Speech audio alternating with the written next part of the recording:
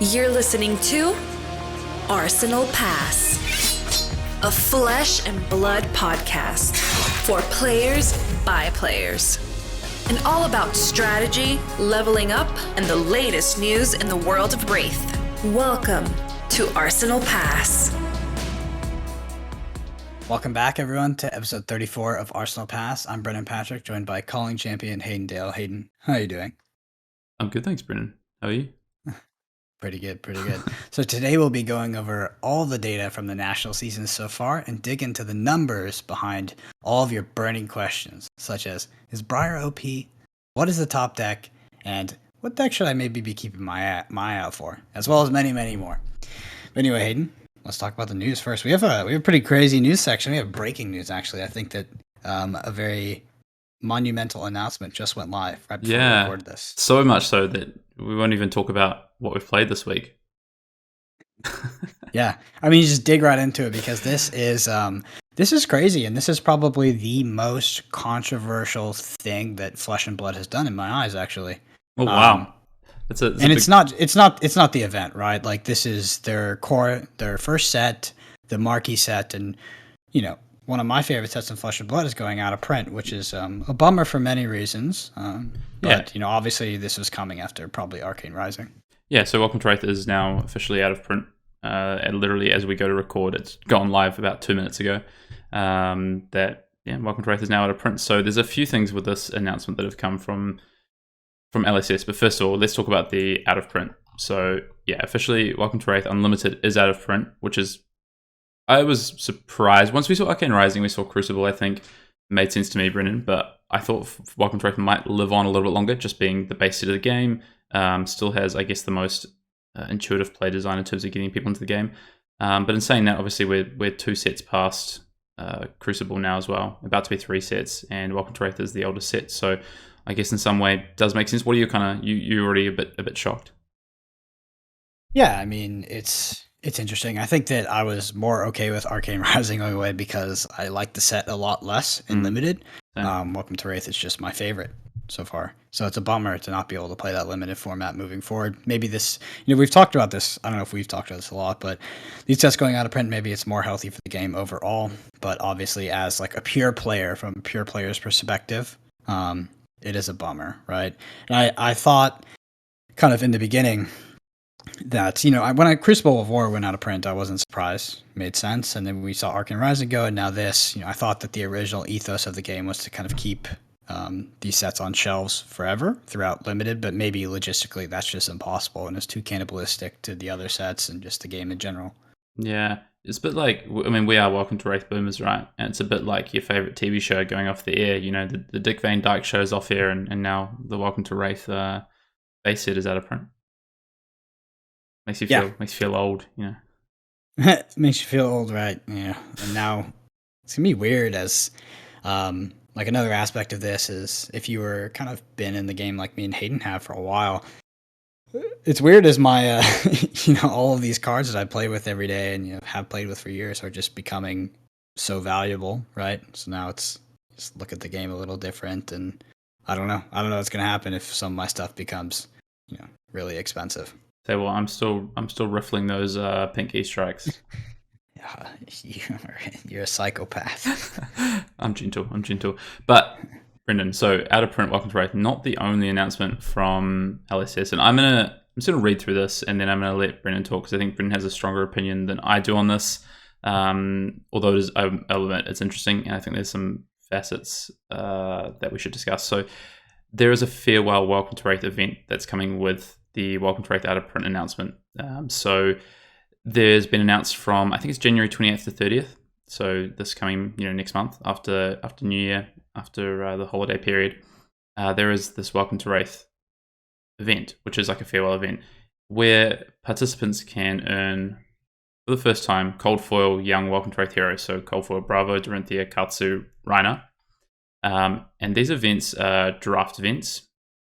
Each store can apply to get a kit by the looks of it. These events are capped at 16 players. That's the size of the kit.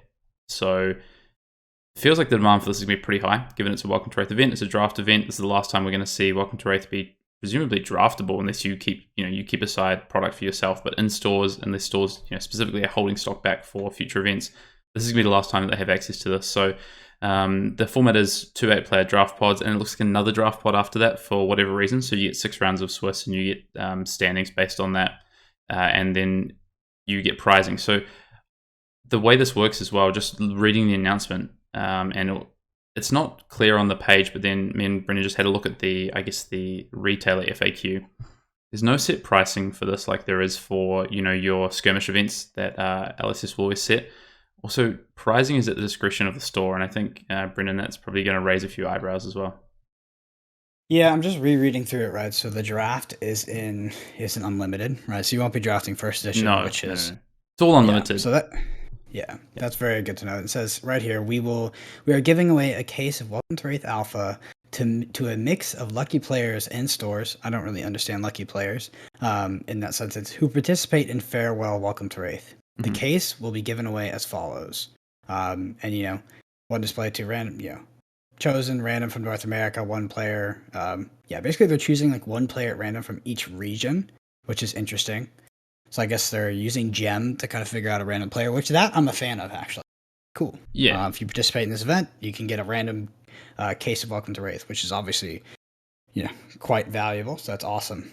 Yeah, so I don't like. They've said they have 4 cases, right? They've got locked away alpha cases. That's what we're talking about, alpha cases that they're going to give away with this Welcome to Wraith farewell event, and they're going to do that as random prizing to a select player from each region who participates in the event. That's basically how that's going to work. Yeah, and do the stores get alpha as well? It's unlimited. So the kits for the event are all unlimited products. So it's unlimited draft. The prizing is unlimited, and then you have these for the very first time, these cold foil young heroes, which I think is maybe the piece that might cause a bit of a stir as well. Because if there's 16-player events, these might be hard to get into at your local store, and you might miss out on one of these cold foil heroes. Miss out on the Welcome to Wraith farewell event, which is I like the idea of this farewell event. Maybe questions over execution. I'm guessing the cap that's come about is fortunately limited product left available now out of print. For sure, right? That for me, when I look at that, I think that it has to be motivated by some sort of product or logistical issue, because I think a big pain point for a lot of players in the United States, especially ones that are in more popular areas for Flesh and Blood, is that sometimes events just kind of sell out, and part of playing Flesh and Blood is not actually playing the game. It becomes kind of a logistical game, just being, kind of grinding to get on the list, to get there, maybe paying extra, whatever it is, and that's not fun at all. Like, it's actually miserable, and we experienced that a lot in kind of Skirmish Season 1, and pre-releases before, not so much anymore, and it's been getting a lot better. Unfortunately, with this, at the 16-player cap, it, at least in my region, will probably be pretty rough to try to play some of these, and I don't know how the spots will be delineated. Like, if you read on the site, the price to get into this event is also at the retailer's discretion, so hopefully we see fair pricing, but if we do, it'll also lead to this being extremely competitive to get in and probably hard to play. And that's just playing devil's advocate, right? Because this is good, it's fun, it's a cool event, but there are definitely some downsides to hosting premier 16-player events with, very coveted items such as cold foil heroes and potentially getting a case of Welcome to Wraith. Yeah, that's the tough thing, right? So there's a couple of things I wanted to pick on there. So not pick on, but just pick up on, rather. You said about the regionality of the difficulty of getting to events. I think it's been, from what I understand, similar around other regions as well, especially for limited events. So for, Road to Nationals and things like that, and skirmishes where there's no cap, that's not been as much of an issue. Because I know that, for instance, the caps in North America, that comes more so from like stores, how many people they can actually have in stores. Size. Yeah. So whereas I know for some stores, in certain parts of the world, they've actually, for Road to Nationals, for instance, maybe have picked up like an external venue, or they've been able to do something for that. I'm not saying everyone has, but I know that has happened, and they may not be as under many pressures just with the player base and people traveling. But when you've got limited events like this, like limited spots, and I know some draft skirmishes have seen this where they've sold out.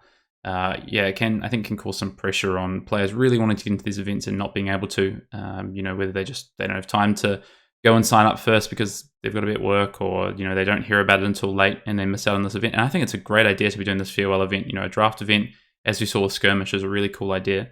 But just the limited nature, it's going to make it difficult for some players, and unfortunately, people are going to miss out on this. So I think it's right to play, to talk about both sides of this here. Yeah, and then you have a question in between. It's like, if it's like that, do we just not host the event? And that's both sides are bad. So it's just there's some downsides which could be logistically motivated. It could be literally impossible to make these bigger, which is unfortunate. But I do hope moving forward that Flesh and Blood becomes more accessible to kind of the average person and the average player that's not constantly plugged in to their community chat or whatever it is, to where they need to get in these events in like an hour period or whenever it sells out.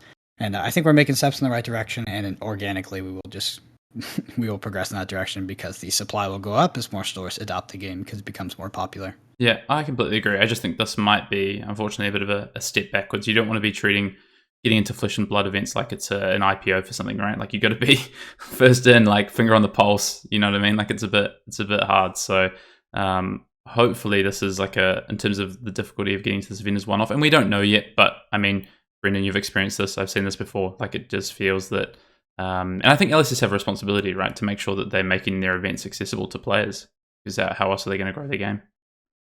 Yeah.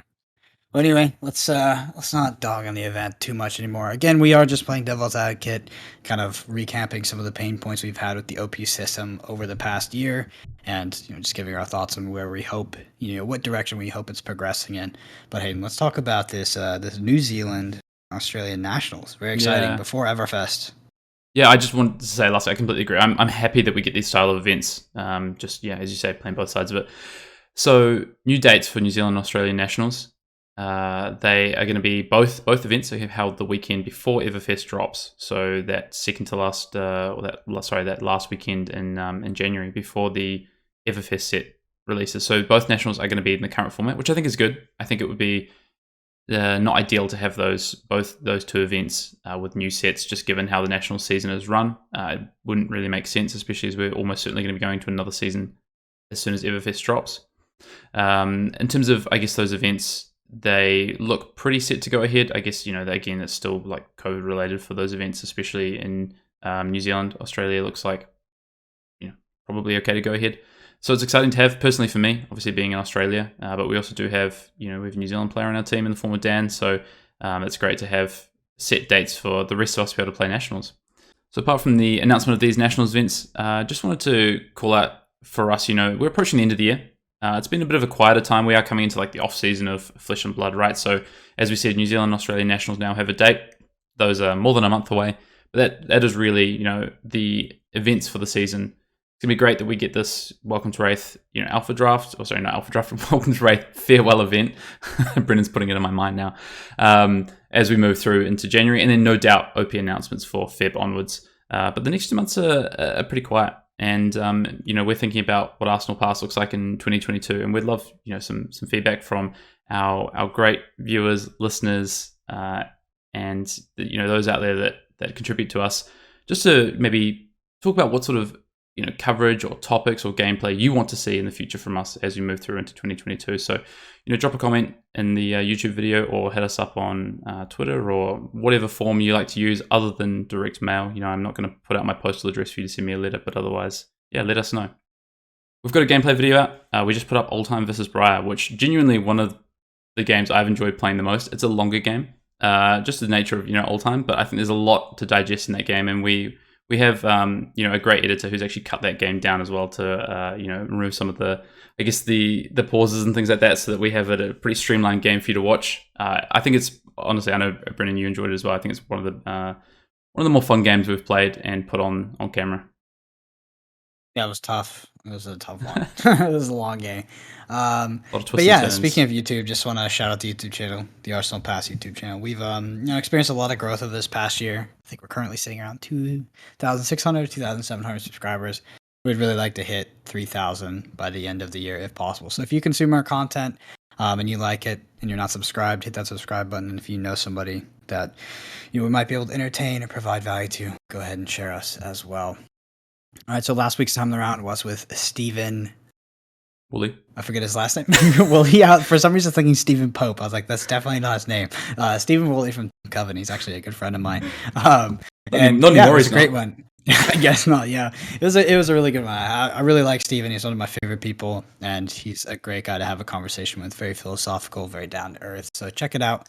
And next weekend is Jason Long. So Jason Long is I said his name incorrectly. It's Jason, and then in quotations, Poker Face Long. He is the top aider of Flesh and Blood. Every event he walks into, he comes in with some shorts and sandals, and then top eights. The man's an absolute savage. It should be an interesting conversation. He also, if you sit across from him at an event, you can't read him. He's got the best poker face in all Flesh and Blood. We have to talk about that we haven't actually recorded that time in the round yet, but we do have Jason lined up. So you have to talk to him about that and just ask him how he does it, how he keeps so composed during his high pressure matches of Flesh and Blood. It's hilarious. Like I thought that he was going to pull all of his hair out during that blitz stream, but obviously Kano DK is a little bit harder to play. Anyway, shout out to the Arsenal Pass patrons. Over 330 patrons of up to now, and the support is incredible. So just a big thank you to all of you. If you're not aware, the Arsenal Pass patron. Patreon. There it is. It does have tons of extra content on it, as well as an extra pod every month, live session. And if we throw up a deck tech on the Arsenal Pass, we accompany that with a cyber guide on the Patreon with all kinds of tips and tricks and ratios, everything you need to pick it up and start being competitive. But Hayden, do we have anything on the grill? We definitely do. I was just thinking, for an audio medium, we're both struggling to talk today, which isn't ideal. So I think in the future we're gonna have to put video on just so that people can see us when we sort of stumble through things.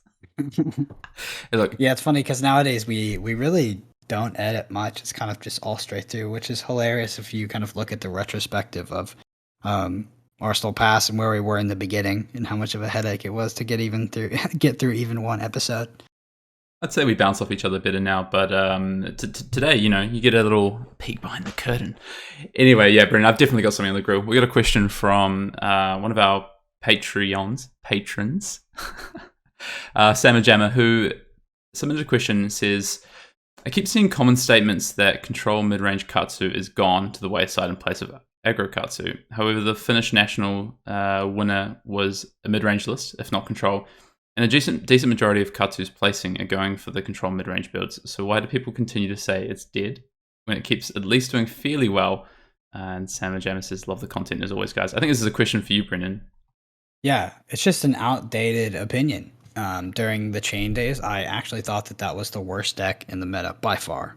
Not even close, just very bad and massively adopted as well. And you saw that the meta recorrected to phase that version of Katsu out when we got towards the end of the season in Road to Nationals and heading into Vegas. Okay, so Chain gets a little nerf. A lot of people start playing Briar. I mean, I think that Control Katsu or Mid-Range Katsu or Dirtily Katsu, whatever you want to call it, is actually pretty good into Briar. I mean, theoretically at least. I haven't played it myself, but no longer, in my opinion, the worst deck in the meta and completely unplayable, which is exactly what I thought it was back in the days of Road to Nationals heading into Las Vegas with Monarch, because not only was Chain your problem, you also got, dunked on by Prism, you had to deal with Bravo. It was not good. I like that you've, for someone who doesn't like Peak Theory, you've just talked about Peak Theory there. Yeah. So, yeah, I mean, I think the meta's changed, right? Obviously. So I think when Katsu mid-range / control, whatever you want to call it, most of the lists I've seen have been more mid-range based, was prominent in the meta. Was definitely during the Road to National season, early Road to National season. And we did see that deck go away, right? Like, aggro Katsu had, a much, I guess, had a time in terms of being able to actually compete with Chain in some way, whereas it felt like if you were playing the control side, it felt pretty poor, right? So that's what the change was. That's where the shift came, and then you've also got Prism in the meta and people playing these aura strategies, and Katsu aggro seemed to be a tough matchup for them, so people as well gravitated towards the aggressive build. Yeah, you come into the new meta, whether or not it's better against Briar, I think we did say, and I know I said this early on, I thought that Katsu control could be a reasonable pick for week 1 or 2 because people's builds may not be fleshed out yet. You still had a good matchup into that, or a Prism deck, which was probably was the deck to beat coming into the new meta. So I think it makes sense that we've seen that, but to be honest, we just haven't really seen Katsu in this new meta. whether that be aggro or whether that be control mid-range. It's just really dropped off. So I'm not surprised that the bits and pieces, and we're going to talk about this as we come into it in terms of, the top 5 decks and what's done well in this national season. I'm not surprised that we really haven't seen much Katsu in terms of, I'm not saying I'm not surprised. I'm just not surprised that we haven't seen, a delineation between which strategy is more prominent, because we just haven't seen much in general. It's just been a lesser seen deck in Orlando, right? Just in nationals and US nationals and in the calling, there was not much Katsu to be seen, right, Brennan? Yeah, and honestly, if I'm thinking about it, like Flick Flack is definitely effective versus Briar, but other than that, like the rest of the deck seems pretty bad. Because I don't know, it seems tough to kind of be banking on like a Whelming Gust Wave or just kind of like any key cards like this when, if you have taken damage to be able to play out that combat chain. Briar can now block you for 5 out of hand or something like that. It's just a tough position. Again, we're in another meta where I think it pays to be proactive rather than reactive unless you have a very strong game plan of how to beat that specific deck, where Control Katsu's or mid-range, whatever it was, its competency was like, it just had this like very dirtily game plan to the same thing against pretty much everything. Except Chain, I guess, which it fatigued. So I just don't think it was able to adapt very well to a lot of different strategies. Yeah, I think there's a big card pool for Ninja, right? Like Ninja probably has, I think, the second biggest card pool. Is that? Am I just talking? Maybe Warrior. But I don't know. Crucible of War gave like a disproportionate number of Ninja cards, right? Because we had Ira. So it has a reasonable sized card pool, but a lot of the combo lines from like Crucible have never been played, right? So Katsu's card pool actually feels really small because you don't see Flood of Force and Rushing River and these combo lines being played currently, but maybe that's something that changes in the future. And it could just be that Katsu, we've had this mid-range build and mid-range / control build, the Ninja Turtle, and we've had these aggressive decks, but is there something else there that hasn't been explored? And I think that's where Katsu goes to next. Everfest coming, maybe we get some cards that help with that.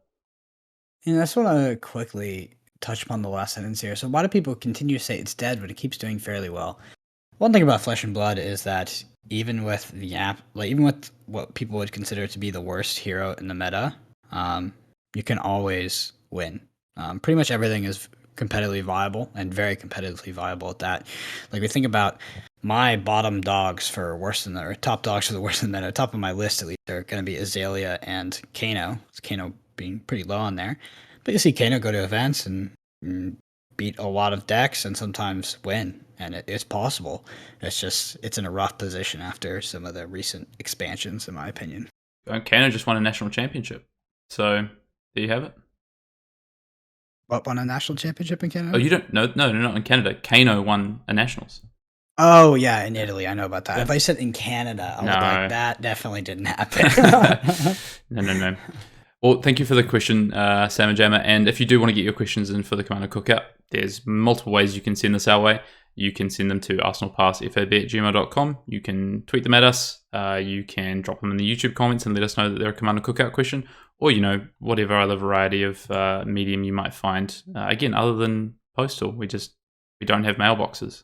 So anyway, Brendan, let's move on to the main topic. And you talked about it at the top of the show. Obviously, as always, we are deconstructing the Nationals Constructed Better. We're looking at what has happened over this past, few weeks of Nationals. In total, we've had 22 national championships. So there's a lot of data to look through.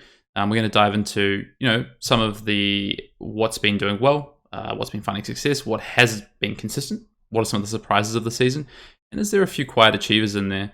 Just how dominant has Briar been? So we're going to answer all these questions as we go in. So first of all, Brendan, I just had a few stats for you, and I wanted to just get your thoughts on these. So 22 national championships thus far. We're going to have 2 more to come with New Zealand and Australia. We've had 1,400 players across these nationals, so a sizable chunk of players getting involved in their nationals and playing. We've had multiple nationals over 80 players, which is awesome to see. I think in total 6 events have had over 80 or 90 players. 176 PCIs have been given out to the top eighters of these events. That's crazy. It's a lot of PCIs, right? We're gonna see some players on the first few Pro Tours. And we've had 600 Living Legend points assigned to heroes. So you can have a few guesses at where those are gonna be assigned. We're going to talk about those as we go into. I just want to remind you, Living Legend points. So these are given out towards, that living legend status, that retirement of these heroes. This only contributes towards adult heroes in Classic Constructed. And these are only assigned at national championships for the winner. So winning a national championship does get this hero living legend points. Otherwise, no living legend points for top 8, etc. Mm-hmm. So what are your, I think a few numbers I've thrown at you there. Anything that sticks out to you? Yeah, the PTIs, right? Like, I don't know. If you were playing the professional circuit here in the US, like the Orlando, Dallas, all that, it definitely felt like if you were participating in those events, like it felt like, there wasn't a lot of PTIs to go around, because you'd have like a few hundred people, almost 1,000 at these events going for 8 PTIs. But it's crazy to think that there's like so many out there, which is just unbelievable. Because like if I count those events, like it's probably under 50, right? It's definitely under 50. And now we have an influx of 176. So that Pro Tour is going to look wild, right? Yeah. So I mean, some people might save this for Worlds, right? Being national champion or being top 8 in nationals, maybe you want to go and represent your country at Worlds, and some players might opt to save those. Some players might not even use these in the first year. That's the great thing about these PTIs. So you would assume that the first Pro Tour is probably going to be pretty sizable. But if we look at it, right, so 176 PTIs given out for nationals. We had, I think about, what you said, there was 5 events, right? So we've got 40 given there. We've had four PTIs as well. Plus you've got the calling overhangs of about 50 invites. So you've got about maybe 250 Pro Tour invites circling around sort of out in the wild at the moment. And there's players with multiple PTIs, of course.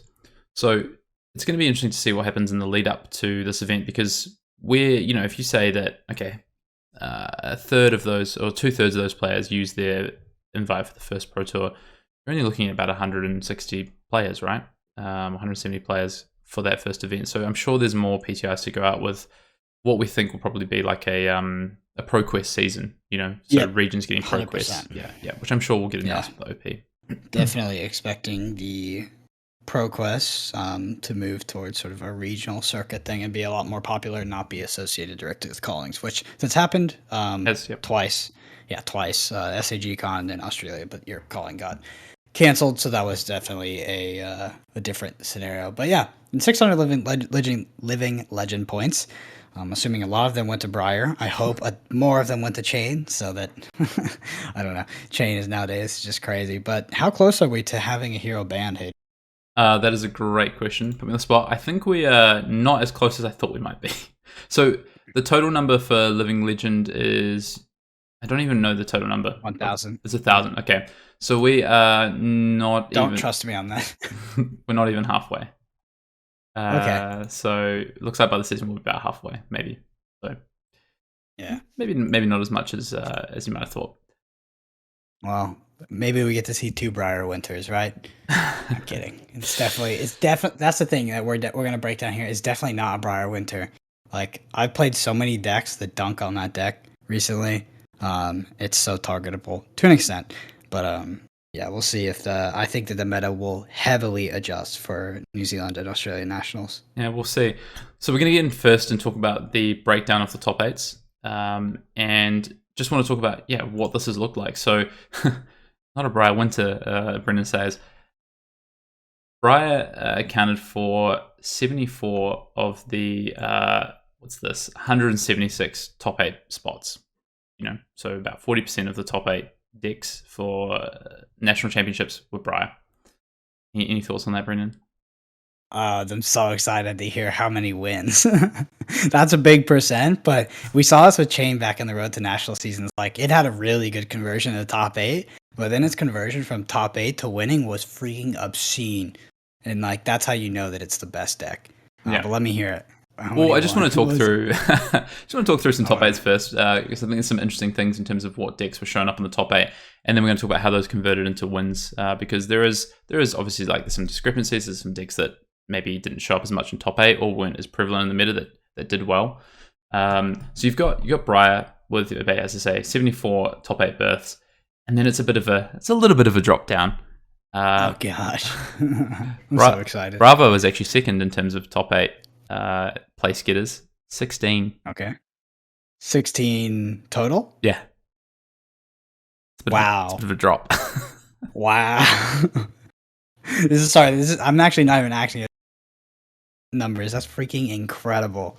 Wow, that's bigger. That's got to be a bigger spread than Road to Nationals was. That's incredible. 76-16.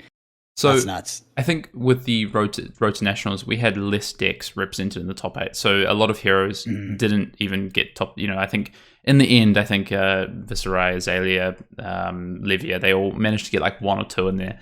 Whereas this time around, obviously, we have more heroes. But we also have some heroes like that are a bit more even spread. So we don't have a second or third place that are just kind of, combined with first taking up 80%, 70% of the positions in top 8. So that is one thing. So yeah, Bravo in second. Are you surprised to see Bravo as the second place, I guess, represented? Definitely not. Yeah, okay. Yeah, definitely not. Like the Bravo matchup against Lightning Briars can be quite tough, right? Like they have 2 strategies. Like I think that their fatigue strategy is weak, although like it might beat some people. But I think in general, like the fatigue against Briars as Bravo is weak. But the aggro strategy is totally legit, and it's scary as a Briar player. Yeah. Okay, so you've got that from the Briar side, and then just slightly behind, Bravo at 16, and then you got Chain at 15. So Chain was the next most represented deck in the top 8 of national championships this season. And I think that that's exactly what it should be, if not more. Chain was definitely underrepresented. I was kind of low on Chain. You were? Yeah, but I was low on Chain in the sense that in a meta where he was getting fatigued, like I think the deck is much worse first fatigue than it was before. I mean, it definitely is. There's no doubt about that. It is worse than it was in Monarch against fatigue. But the meta changed because it has to adapt to Briar, so it's there's less decks out there that are able to fatigue Chain as a result. Yeah, the meta's changed, right? There's been a shift about you can't afford to maybe give as many cards to that matchup because, Chain's less represented. You've got to worry about Briar, you've got to worry about Bravo, you've got to worry about all the, there's 3 new heroes in the mix now as well. So it's difficult. So yeah, not surprising, but also maybe if you were to say surprise, I guess lower than maybe you might think. So Briar, Bravo, Chain in terms of top 8 representation. And then we've got a bit of a tie. And this one might be interesting for you, Brendan. We've got Katsu, which we just talked about, with 12 top 8s. Yep. We've also got Lexi with 12 top 8s. Yep. Lexi's really good. Like, Ice Lexi won Canadian Nationals. Like, and it's not even just Ice Lexi being good. Like, Lightning Lexi's very good as well, in my opinion. Mm-hmm. I agree. But I think that a lot of people picked up Lexi to play some of those ice cards to prey on Briar. Like, I think that's where a lot of the popularity came from. But, yeah, sounds about right. And then Katsu, I think, is deservedly up there and probably a bit of a slept-on deck. Yeah, I mean, so there's some heroes I might have expected to see above Katsu, just given the season that Katsu's had. But I think one of the things Katsu has going for it is that this hero is, a hero that certain players have had with them for a long time, right? Players have had time with this hero. They've maybe played multiple strategies. They know it inside and out. Whereas maybe you don't have that for something like, I might have been surprised that we haven't seen Oldtime as high. But yeah, I mean, that's definitely criminal. There's 2 big offenses here, which are both Oldtime and Viserai are not in this list, which is just one of the most ridiculous things I've ever heard. Well, just you wait. So yeah, as you say, Lexi and Katsu, joint 4th. So that's our top 5 effectively. I want to give you some other top 8 stats. The first thing I did want to say though, for the Briar, as we talked about, 74 top 8 berths for Briar, that's split. So majority of those are the 0-cost Lightning Briar deck, but about 12 of those are from what we can tell from the data, is the Mount Heroic based decks. So whether these be like pure Earth decks or these be like hybrid decks, we have seen Mount Heroic decks as well within the 74 decks. And I just want to, while I'm talking about the data, just give a shout out to Tower Number 9 who provided this data. All the tracking sheet that he's done for, skirmish seasons, national season, road to national season is all available through his blog. So this is where I grabbed it from. Hey, Hayden, over or under Tower Number 9 is employed by Legend Story Studios by the end of 2022 to do. This always happens. If somebody does something where they, provide like a service to the game, they eventually just get hired. Like we had JJ with the rules, obviously like the Session Blood guys, and I don't know, people always get hired. They get picked off. I'd say, what? It depends on what Davis wants to do. Davis hasn't been playing as much as I would have expected. Davis is a good player. I would hate to lose him from, the ecosystem of Flesh and Blood, but at the same time, he does a very good service for the community in terms of this tracking data. A lot of time spent. Anyway, so that's our top 5. I want to give you some top 8 stats for some of the other heroes, because I think there's some really interesting ones in here, some surprises. So that's our top 5. But next up, coming in 6th is actually Prism. Prism had 9 top 8 berths, and Bolton had 8. So those are the next 2 represented heroes. Surprise? I mean, we're getting pretty low on the list at this point, so I think it's anyone's game. But yeah, I mean, I think that the main focus for me is going to be Viserai and Oldham. I think that they should both be much higher. All right. much higher. All right. Well, Dash is also more represented than Oldham. But then you have Oldham coming in with 6 top 8s. So pretty low there. And then you have Dorinthia, Reina, Livia, all higher than Viserai. Oh my goodness, that's crazy. Only Viserai is the best deck in the format. Oh, there you have it. So only Viserai 2 top 8s, only Azalea with 0. Unfortunately, Azalea, the only hero to not make a top 8, and Kano with 1 had lower representation in top 8s of national championships this season than Viserai, which obviously surprises you greatly. Kano was 100% conversion then. Yeah. Kano has the best stats for conversion. That's true. Yeah, that's crazy. I guess the Viserai deck is really hard to play, but I mean, that's definitely the best deck in the format. It's not even close. Yeah, so I think there's multiple, from what I understand, like this Viserai list. So one of these is Hamish from Push. That's Hamish, right? From Push the Point. He made top 8 in the UK Nationals. So it's a different list to what we saw from like Matt Rogers at the Calling. And I actually think the other Viserai list, from what I understand, is different again. It was like a very aggressive deck. The other one that made top 8, I can't remember what event it was. It was a European Nationals. So we've seen like 3 different builds of Viserai, and Viserai be I guess fan favorite, but maybe not putting up the results that we might have thought for this Nationals, given that a lot of these Nationals happened after both the UK and the Orlando Calling. Yeah, I'm surprised, because usually when Matt Rogers tornado across the world, but he played Viserai and he top 8'd, but an adoption of the deck. Yeah, not an I easy. thought he played with a really good list. Yeah, not easy. But I also think Hamish played with a very good list as well. I just haven't looked over it. Yeah, not too dissimilar to the list that I think we put up on the channel. There's some different choices, but I think a lot of the similarities of the game plans are very similar with that kind of tempo based plan. So that's our top 8 stats. I want to dive into I guess the winners. So this is the big one, right? What's been happening? Who's been winning events? Yeah, I mean, it's no surprise. Briar has the most wins, right? Obviously, a big chunk, over 40% of that top 8 representation, 60% of the win representation. So 12 wins of the 22 events by Briar. Oh, that's so good. I love it.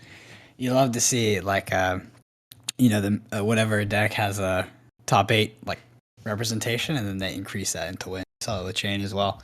But again, I have to reiterate, as we look at this data, it looks pretty grim for everybody out there that hates Briar. I really promise that Briar is a very beatable deck compared to Chain. Chain was not a very beatable deck.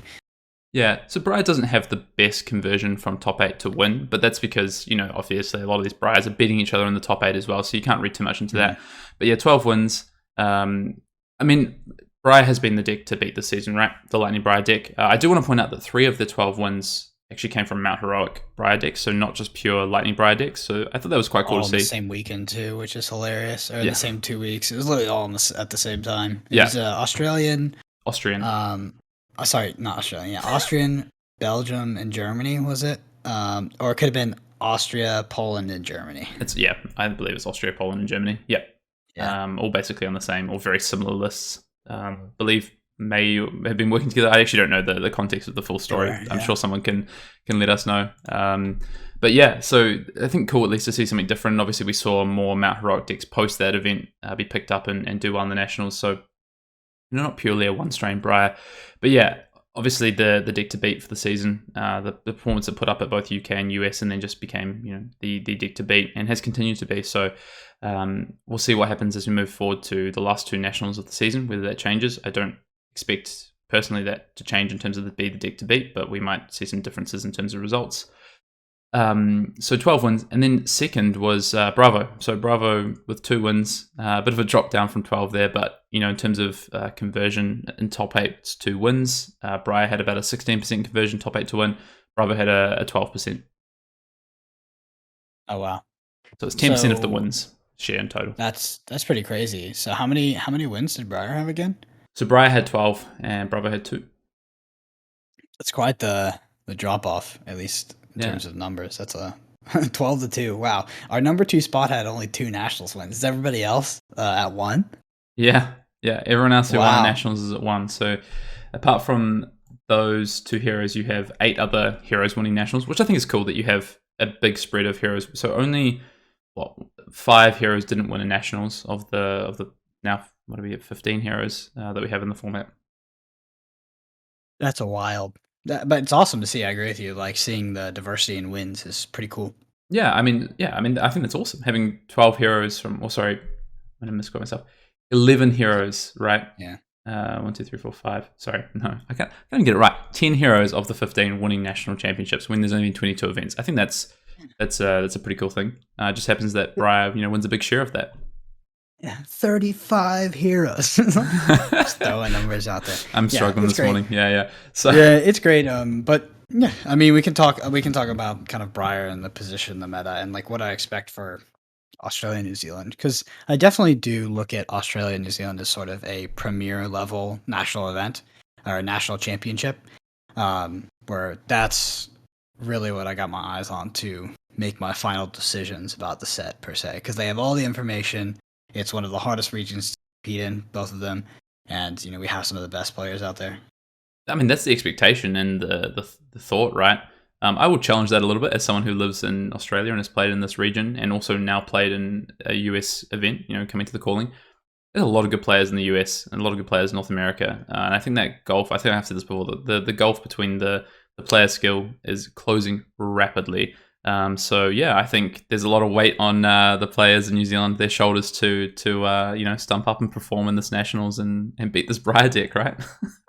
Just throwing a bit of a gauntlet out there. I think we will see, to be honest. If I definitely expect quite a few players in that region that I know personally to probably not be on Briar, because it's definitely a targetable deck. It's very good, but it's targetable, and we've seen it. People target that to great success, even in recent events. Yeah. So speaking of some of the other decks that picked up wins, Old Time picked up a win. From its only 6 top 8s, which is a really great conversion rate in terms of its win. Other decks that had a really great conversion rate, Dorinthia, 5 top 8s and had a win. We've also got in here, you've got obviously Kano with that 1 win, 1 top 8, 1 win, 1 for 1, 100% strike rate. 100%, yeah. Bolton picked up a win as well. Chain, Dash, Katsu with a win. Lexi, no win for Livia, but 4 top 8s. No win for Prism, but 9 top 8s. No win for Rhinar, but 4 top 8s. So some of these other heroes just not quite grabbing their wins. No win for Viscerai or Azalea either. I would use this time to dog on Prism, but I'm better than that now. And who knows, it might be my favorite deck come Everfest. He's evolved. Well, you are a Prism main, like that was called many months ago, so we're still waiting. Yeah, just a dormant Prism main. I'm gonna wait until it's a fun and cool deck, and then I'll be like, yeah, like I said all along. You'll be there. So some of the surprises for me, like we've already talked about from the top 8 perspective, but just from wins, really surprised that we didn't see more Old Time both show up and win. I think after Michael's performance in the calling, I think there's unfortunately a bit of a side effect of that calling being the same as weekend as US Nationals. There was no coverage of Michael playing that deck apart from I think a 15-minute snippet that went up at the end of the US Nationals finals. So not many people have been able to see that deck be played out. I think when you get that opportunity, it's a lot easier for players to go and watch that and digest and understand maybe how they could pick it up and play it themselves. So I think, unfortunately, Old Time and that calling in particular was a bit of a victim of just that US Nationals at the same time, being the covered event. Otherwise, I think we honestly would have seen more Old Time be adopted and picked up, because it's obviously very clearly a strong hero and a strong deck in this meta. A win, I think it was the Greek Nationals that it won, 6 top 8s, but yeah, surprise also came really close to winning the Hong Kong Regional Championship last weekend. So that was against Chain in the final. Really good game if you haven't seen it. I think you can actually go watch that. I think there's a VOD up of it. So yeah, Old Time came really close. Yeah, 100%. I mean, I totally agree with you about the reasons for the lack of adoption. It also has it definitely has some harder matchups outside of Briar. where some other decks, I guess, don't. But I haven't played the deck much myself. I know you have, and as a Briar player, like I thought that it's an easy match against most Oldhams, but against the correct pilot, it's very, very hard for Briar, in my opinion. Mm-hmm. So, any other thoughts on these before we kind of just move through into digesting, I guess, what this kind of means moving forward? I think the only other, I guess maybe some falls from grace. We saw Dash really just not show up much. 1 win in the end, 8 top 8s, but otherwise had a pretty tough time of it. Yeah. Dash, Prism, definitely some of the previously popular decks that have had a hard time in this new meta. Mm-hmm. Good to see that Lexi did convert into 1 win, but as we say, 12 top 8s, 1 win in the end, and a pretty big win, right, with Canadian Nationals. Like that's not a small Nationals. I think it's about might have been the second or third largest Nationals. So yeah, pretty good result there as well. Cool. So actually, one last thing I want to ask you, Kano. What are your thoughts? So one Kano shows up, makes top 8, and wins the whole event. What's your kind of thoughts behind that? Why does a Kano end up taking a national championship? I mean, I would need more more context on the event, I think, to comment on that. I just don't know, because I don't think that Kano is like secretly a very good deck or something like that. It maybe is in the right meta where people don't pack Null Rune and you're still able to beat them, because we've seen like Lightning Briar can still kind of raise Kano, and so can Chain without Null Rune. Change deck just has to give it to him. So yeah, I would need more context on the event to answer, to be honest, because I just don't know too much about Italian Nationals. Yeah, from what I understand, so the Kano player played a lot of Briar during the event, played a lot of Briar in top 8 as well. I think there was 5 Briar in the top 8, 1 Kano, Chain, and a Katsu. So, 7 aggressive decks, and then this Kano deck, potentially not packing any Null Rune, and Kano just really taking full the opportunity of what came with the meta. So right deck in the right hands at the right time, by the sounds of it. And congratulations to that Kano player. Yeah, for sure. I mean, I think it's awesome. This is definitely the deck that I would, I've said, and I would still consider to be in the roughest spot in the meta right now. Mm-hmm. But if it's able to pull through, that's great. And I think that it's in a bad spot, but it's in a less bad spot in the context of people aren't actually preparing for it and not respecting it. So that gives it some kind of some kind of grace in this format. Yeah, it gives it that factor. I think that's maybe part of the reason as well. We saw, a deck like Livia put up four spots in the top 8. People maybe not understanding how to play against it, haven't tested. Those pilots who know Livia well, just piloting it, doing well, and making those top 8s as well. Yeah. In terms of, I just wanted to call out, we had a few sort of marquee national events, right? In regions where we've seen Flesh and Blood be around for longer, the metagame be more of a focus, or it's a bit more developed events, regions where we know about some of these players and the skill that's there. So just wanted to call out these events and just look at that top 8 breakdown and see if there's anything different to what we saw in terms of the overall, the average of these events, the total collection of these events. So UK Nationals was first, one of the larger events. Within that, we saw a lot of Briar decks. We did see an Earth Briar deck. We saw 2 Katsus in there as well, Bravo and of course the Viserai. I thought that was interesting. That's the first event of the season, right? That kicks off the national season, and then you go straight into US Nationals after that, where you see that definitely influenced the rest of the season. Right, it was the catalyst that started everything, right? In terms of the Lightning Briar deck goes undefeated and wins the event, and then the following weekend you just see that deck explode, right? 100%. Like that was the event that influenced the meta, the event that shook the world per se. It was that if UK Nationals happened a weekend later, US National the US Nationals meta would have looked much different, in my opinion. I think so too. And the interesting thing though, when you go into US Nationals and you look at the top 8, in the end, you do have these 5 Briar decks, but you have 2 Chain and you have a Lexi deck. So I think you had 3 decks that were, could pair well into Briar in the form of the 2 Chains and the Lexi, and people take advantage of that heading into the Nationals just a week later after the UK Nationals.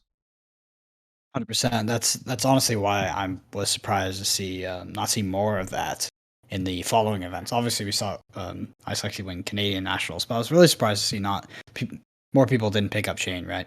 Yeah, because it's really good into Briar. Mm-hmm.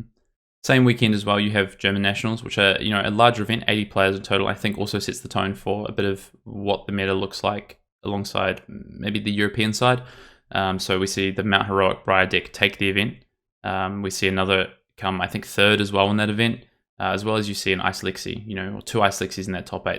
So all these nationals happen within a pretty tight time period, right? So October 30th is UK nationals, and then by the time we get to November 14th, just 2 weeks later, we've had 15 of the 22 nationals so far. So actually, no, it's even more. It's 19 of the nationals. So only 3 events after the first 2 weeks or first 3 weeks. So really tight time period. You'd expect that a meta would struggle to develop, but we definitely have seen a meta develop between that time, right? Like we saw these Ice Lexi decks come through. We saw these Mount Heroic adaptations of the Briar decks. We saw, old time decks come to the forefront, win Greek nationals in one of them. So although it might seem that this meta's been, I guess, really narrow, it's been a really short period of time between when we saw this Lightning Briar deck and when it took the meta by storm and when we've seen people try and react to it. Yeah, I would caveat that by saying that I still think that the amount of decks that play well into Briar were heavily underrepresented, which is, we saw them pick up some wins, which is important, right? We saw people, play decks that they thought were well positioned in the meta and then win with them, which is important. But I think that, the kind of mass player base stayed on Lightning Briar for a lot and, probably will continue to because it's a strong deck with a very proactive plan and forces your opponent to have a game plan for you and a very strong one at that. Yeah, but I mean, that just comes down to that time period, right? 3 weeks. It's a really short time to test and react, and it's going to be hard for a majority of people to do that. But I thought I was, if I just as we talk through, I guess the flow of these events and how the calendar went, really surprised to see that we did see a number of these top 8s start to evolve and react. And as we move through the season, the top 8s actually become more diverse for the most part, which is really cool to see. That's good. Yeah. So in terms of the other 2 events, I wanted to call out the last 2 events. So that was last weekend and this weekend, the prior weekend and this weekend just been in the form of Taiwanese nationals and in Hong Kong. So Taiwan, you have 90 players. In Hong Kong, you have 84. So, big representations of players there. I think the Taiwanese nationals was the second largest nationals behind the US. So Briar ends up winning Taiwanese nationals, but you have an old time in the top 8. You have Raina. You have 2 Mount Heroic Briar decks alongside the other Briar decks. And then in Hong Kong, Chain wins, beating old time in the final. So 2 decks that really preyed on those Briars. And there was, I think, 3 or 4 Briars in that top 8, but there was also 3 Chains. So you did start to see in that region, for instance, a meta start to, I think, develop and people start to target that. I mean, 3 Chain decks in the top 8 in old time. It's I think a pretty good showing. It was very on brand for Hong Kong. After playing a lot of skirmishes myself, so playing against a lot of Hong Kong players back in Skirmish Season 1, they definitely in Skirmish Season 2, they definitely like to play like the Chain, the Kano, like the really fast and crazy stuff, and they're really talented at it too. Yeah, if you go and watch the final, the Chain player played really, really well in that final, and it was a good final overall. It looked like old time kind of had it in the bag, and then Chain with no cards left in their deck managed to pull it out. So it was a cool final. So yeah, just wanted to point out I guess the development. We just can't forget how quick this national season has been, but we have seen development over the meta, which is cool. And I think that bodes well, although Briar has been really dominant, and you can see that in the stats, bodes well for what happens as we move forward. The last thing I want to call out is the last weekend or the last 2 weekends of nationals. Only 1 Briar win. That's you have a Chain win, a Kano win, and a Lexi win. And then the week prior, I think it's 7 nationals. You have 3 Lightning Briar decks, 1 Mount Heroic Briar deck winning, a Katsu winning, and an old time winning. So yeah, that meta did start to adapt, which is really cool to see. Yeah, and if one of the issues with the meta's not adapting was the short period of time, Australia and New Zealand have a ton of time and a ton of data to work off now. So that's, I think I've said this a few, maybe too many times this podcast, but I am really excited to watch the nationals, and I actually will be just enjoying it as a pure spectator, which I feel like I haven't been able to do in a long time. Yep. Yeah, I don't know if New Zealand streamed. I assume so. It'd be great to see that on stream. I hope it is. If they don't, it would be a tragedy. I agree. Last thing I wanted to do is just break down what this data tells us about the top 5 heroes in the meta right now. What are the top 5 heroes? So Briar, yes, Briar's still the top. You've got Bravo just statistically. Interestingly, putting up the second best finishes and results. Would you say that you think Bravo is, in that top 5? It's one of the best decks in the format right now? Top 5, yeah. Top 3, no. Mm-hmm. In my opinion. So third statistically, Chain, and then Lexi and Katsu, just in terms of top 8s and then conversions into those wins. Yeah, for sure. Otherwise, the last thing I wanted to end on, Brendan, is a prediction for the New Zealand and Australian Nationals. So I'm playing the Australian Nationals, so I'm probably going to what are you abstain playing? from this one. Tell us. I don't know. That's a good question. I don't know yet. We've still got 6 weeks, plenty of time to test and to work it out. I've only just jumped back into testing this past week, so just trying to work it out. But I'm going to throw it to you for your predictions for New Zealand and Australian Nationals. What decks are you expecting to see in the top 8? What are you seeing to win, and what surprises are you expecting to see, or you think you might see? Yeah, so with Australia and New Zealand, I don't know if I'm expecting any crazy surprises, right? Like not like a new, like a brand new deck that we have just totally not seen, like a Levia deck that just stomps everything or anything like that. But I am expecting a lot of decks that will prey on Briar, that are good into Briar, that have, if you had there was a lot of decks that were good game plans into Briar, but they maybe weren't fully rounded out quite yet, and fully sound into the entire meta, where that's probably not going to be the case anymore. These decks have had time to develop, and people had time to play them. But before, it was like, that if you weren't playing that deck before Briar was kind of popular, you had about a week or two to kind of figure it out. But my calls for top decks are going to be definitely Chain, Viserai, Briar, Oldhim, and that's definitely my tier 1. That kind of rounds it out. And we have some tier 2s as well, in the form of like Lexi, Bravo, and that's probably it, at least in terms of front runners in my head. Mm-hmm. Okay. So in terms of those strategies, that maybe weren't quite rounded out, you think some of those other decks that you talked about in your tier 1, tier 2, those are the ones that could have those strategies and have time to round them out now? Yeah, I don't know if Bravo will have like a fantastically new and innovative strategy to beat Briar, but its current strategy seems okay. I just still don't think it's favored, but I could be wrong, right? And then, definitely Viserai, Oldhim, and Viserai and Oldhim have great game plans into Briar. Like, they're very, very good. And Chain is extremely strong into Briar, and in my opinion, one of the last things you want to sit across when you're playing Briar. But Chain has a little bit of a harder time beating the field, beating fatigue. It's almost the sort of matchup that is a Briar. You don't want to see a Chain sitting across from you at the end of 11 rounds of Swiss. You're winning it for the calling, right? Crazy. I can't imagine flying across the world, finally meeting your friends, being jet lagged, spending all of this money, wanting you to be cool in front of your friends, show them that you can top 8 just like everyone else, and you're not washed up, a has-been calling champion, and then just like fumbling the ball right before. That would just... But what are your thoughts on the meta? Well, I was just going to say, what about turn 2 out of war, turn 3 out of war, turn 4 out of war? How would that sit with you as well? That win in a match. Anyway, that's a weird theory, but it sounds like this player still hasn't swallowed that pill quite yet. Yeah, it's a hard one to take. No, it's fine. My thoughts on the meta, I'm still gathering them, I think, in terms of... My thoughts on the meta are probably what we've just talked about. Currently, my forward thoughts on the meta are very similar to what you have, but a lot of my forward thoughts on the meta are probably just coming from theory and discussion right now. My testing's just starting now in terms of heading towards Australian Nationals with that date confirmed. There's a lot of decks I'm looking at still. I'm not ready to put aside some of the decks that I really like in terms of saying that they don't have the strategies that I need to probably compete. A Reiner, for instance. I just think I want to give those a bit more time before I start to just say that's only the maybe tier 1, tier 2, quote unquote, in terms of what you just talked about decks that I'm looking at. But I'm getting pretty close to it.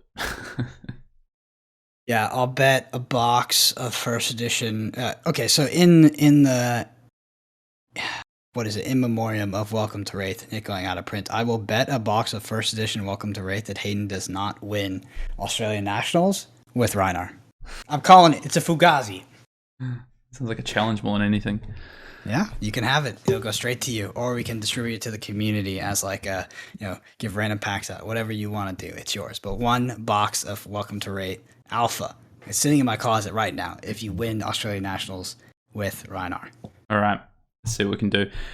Last thing, any thoughts on? We have a ban restricted announcement coming on December 14th. Just yes or no. Do you think we see any changes to Class Constructed? Oh God, I hope not. That'd be weird. Heading into us, I don't think it's needed. We've talked about this on this podcast. You can disagree with us. That's fine. But in my opinion, I do not think that a ban restricted change is needed. I don't know. I'm not tuned into the health of Blitz right now, so that could be, an area of concern. I just have no clue at this point with some of the new cards and new heroes that have come in. But in terms of constructed, I genuinely do not think that there needs to be any sort of bans, or hopefully, God, I hope there's not an errata. That would be terrible for the game. Yeah. Cool. Okay. I think the only thing that might happen is Dustblade gets banned in Blitz, but we'll see. Yeah. Anyway, that wraps up our deconstructing of the Nationals constructor meta. I think some interesting data in there. Again, shout out to Tower Number 9, to Davis for putting that together and allowing us to dive into that. Some surprises, right? Some decks that we think are stronger that maybe didn't show up as much. Briar, yes, dominant. But we really saw some shifts through that meta as the national season went on, which I thought was probably one of my biggest takeaways, actually. And again, a 3 to 4 week period of those nationals, it's really tight. So, I'm interested to see what happens now heading towards Australian and New Zealand nationals. We can't wait to watch you on stream. They better be streaming, Hayden. If they're not, I'm going to send somebody over there to freaking film you because I want to watch. I'm going to get pumped with my popcorn, put it on the big screen TV, and just be cheering on my boy. But anyway, I just want to shout out the Arsenal Pass YouTube page as we close out here. Like we mentioned, we're getting close to 3,000 subscribers. Had a lot of growth over the past year, and we want to round out 2021 with hitting that goal of 3K. So shoot us a subscription. We would greatly appreciate it. And as we always say, the boomers of Welcome to Wraith. With Welcome to Wraith leaving, we truly are the boomers of Welcome to Wraith. The kids, they just don't know what it used to be like back then. But if you want to find us on Twitter, we love engaging on there. I'm located at Brendan APG. Hayden is located at Fiendel, FYEN_DALE. And finally, shouting out the Arsenal Pass Patreon. Jeez, I've been doing that all day. Thank you so much to our 330 plus patrons. I'm not sure what it is at right now.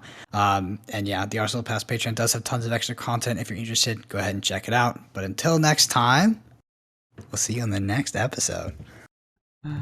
All I have to do is win one game on camera, and I'm doing better than you anyway. I know what you're talking about. Oh, goodness.